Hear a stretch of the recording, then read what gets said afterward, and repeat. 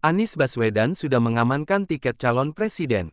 Partai Keadilan Sejahtera berkaitan dengan dukungan atas pencalonan Bapak Anies Baswedan sebagai calon presiden dalam pemilu 2024. Anies Baswedan sudah mengamankan tiket calon presiden, Capres, dengan resminya dukungan dari 3 partai politik, yaitu Nasdem, Partai Demokrat, dan PKS. Namun, sebelum itu, kepastian Anies melangkah di Pilpres 2024 diragukan banyak pihak. Founder lembaga survei Cirrus Network, Hasan Nasbi, jadi salah satu pihak yang sempat meragukan pencapresan mantan Gubernur DKI Jakarta itu. Bahkan, dia pernah menyatakan berani bertaruh alpat. Saat itu, Hasan memprediksi Anies Baswedan tak akan mendapat tiket Capres 2024.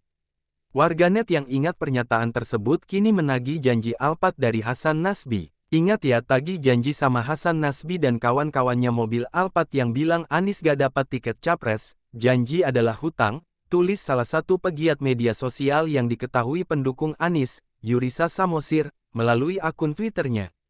Diketahui pada Juni tahun 2022 lalu, Hasan Nasbi pada diskusi yang digelar Total Politik menyebutkan bahwa Anies tak akan dapat tiket Capres karena karakteristik masyarakat Indonesia yang dinilai masih feodal.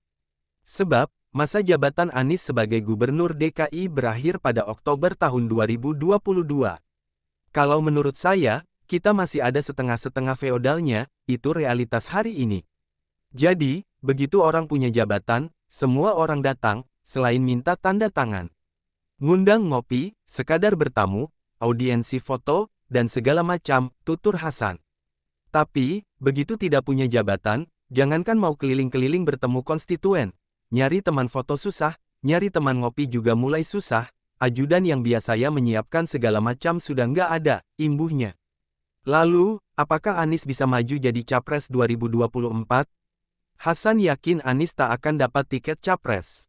Dia pun berani bertaruh mobil Alphard. Namun, menurutnya, Anies masih punya peluang dapat tiket Cawapres. Begini, saya bilang, kalau Anies mau jadi Capres berat, dari semua sisi, kalkulasi matematikanya sudah susah. Tapi kalau Anies mau jadi Cawapres masih terbuka, terang Hasan. Taruhan boleh, taruhan Alphard juga boleh, pungkasnya, kala itu.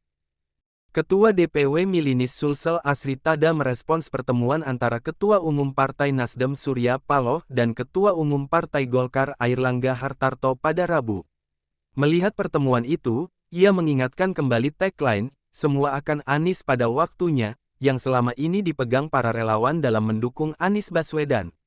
Kita di relawan masih memegang tagline, semua akan Anies pada waktunya. Kemungkinan itu pembacaan saya, ucapnya, Rabu. Mungkin akhirnya polarisasi dua kutub.